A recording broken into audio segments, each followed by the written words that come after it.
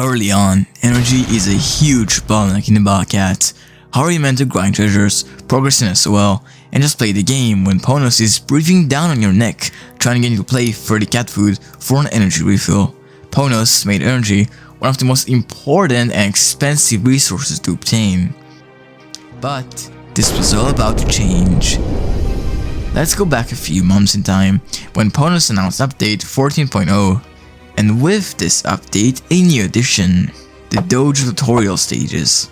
Up until version 14.0, the Bobcats never really had a proper tutorial besides the one time Korea showed you how to deploy units, fire the cat cannon, and upgrade your worker cat. Luckily, the Dojo now has a new section that expands on this idea, offering plenty of stages, some of which are playable for literally everyone in the game. It is supposed to serve as a sort of progress check, with the stages going from 1 star to 12-star difficulty. But why does that change everything? And what does it have to do with the absurd number of energy, 34,500? How is that even possible? 34,500 energy is a ludicrous amount, and there is no way one can easily obtain it, especially for free. Well, you see, PONOS wanted people to actually do these stages, so they wanted to give some kind of incentive for people to actually play them. Well, let's just say they gave too much incentive. You see, from stages 1 star to 9 star difficulty, which don't even cross the mid-game difficulty. I mean, just look at these enemies. The 1 star pack, for example, teaches you the importance of traits of the stages featuring red enemies in them. If you have ever wondered what the different colored enemies do, now you'll know. It is beatable by just about everyone who has unlocked the Dojo, which is unlocked upon completing Emperor of Cats Chapter 1. If you stop here, you will get 3,450 energy. But we're just scratching the surface. Before we start, I want to say completing all these stages actually gives out more rewards than just leaderships. In total, you will get 85 cat tickets, 12 earth tickets, 2 platinum tickets, 1 legend ticket, and 15 dark cat eyes. Just some of the best items this game has to offer. Just like always, the support you guys have been giving is insane. It is truly amazing how far we have gotten, and it's all part of our mission to make the biggest Bobcats empire. Even just subscribing or liking the video would mean the world to us and will bring us one step closer. Together, we are stronger, combined. The 2-star pack teaches you how to deal with ranged enemies, making you face enemies such as Teacher Ben. Much like the last pack, it is also beatable by everyone who has managed to unlock the Dojo. If you stop here, you'll get 6,900 energy. The 3-star pack introduces the metal trait and critical hits, which is quite surprising considering this pack is arguably easier than the 2-star pack. But metal enemies are a fairly advanced concept for a difficulty level. That means literally any player who has made it to Empire of Cats Chapter 2 can enjoy a maximum of over 10k energy. The 4-star pack introduces zombie enemies, likely because by this point, players have cleared the Empire of Cats 1 moon and have tried the zombie outbreak or 2.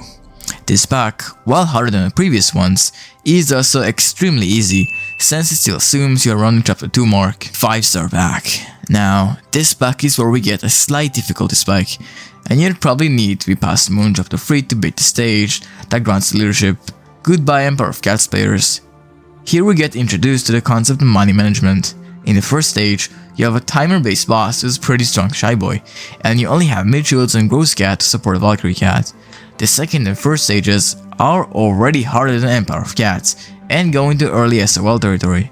But you're allowed to bring out your own units to the second stage and have Bahamut in the third, with it featuring a very scary Banban. The 6-star pack introduces the concept of crowd control and is also a nice entryway into the world of Cyclones for some to start post Empire of Cats activities.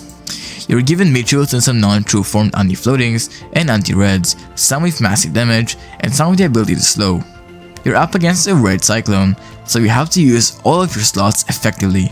The second stage features a Banban and some alien enemies, so some into the future progress will start being needed from now on. The 7-star pack is quite similar to the 4-star pack, with it containing more zombie enemies and borrowing being a big part of the stage design.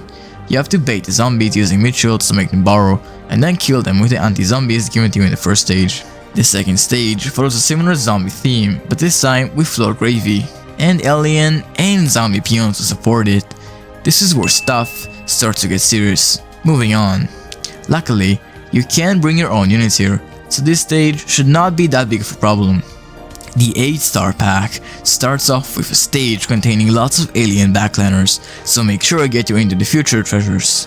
The second stage was infamous on release for being annoying for noobs to clear, since the boar pushed hard on you, ayo, and you had to use a fixed lineup with only Paris, Sushi, and Rover to come at it. It got to the point. Even X-Skull made a guide on the stage. The last stage contains the Banban symbiote with Dark Others, and even some starred aliens to support it, so now you also need your Cats of the Cosmos treasures. Luckily, you can once again bring your own units, so as long as you bring some proper damage and crowd control, you're likely gonna be fine. As a reminder, if you stop here, you will get 31,050 energy. Now, the 9-star pack is the final pack of this video. There are other packs after this one, but they don't grant any leaderships, aka energy. This pack is all about barrier mechanic and also starred aliens. The first stage has you use Catalyte, who is Rope Immune, and Space Marine Cat as your main barrier breaker, with Macho Legs as your damage dealer. The first stage has more starred aliens, this time Luxus Borfim and other Angels peons. But, once again, you can bring your own lineup. A barrier breaker is mandatory due to Ultra Baba, and I'll recommend Sansa here to help crowd control the Borfim, although you have gotta be careful of the Chick-fil-A's in the stage. The final stage has Starpangs and some black peons with Professor A as the main threats, but luckily you can once again bring your own units. Anti-Reds and Aliens help plenty here, and some units like Dark Laser can work well here if you lure the peons to your base. The energy is stored in leaderships, which are like consumable items that instantly refill your energy to the max when used. You get 30 of them in total, and with the current max energy cap of 1150, that's effectively 34.5 energy, 34k and a half energy. Even if you were to only get 800 to 1000, which is very easy for a casual player, you will still get around 24 to 30k energy. And even if you have only a 500 energy cap, which is extremely low, that's still 17k energy for free.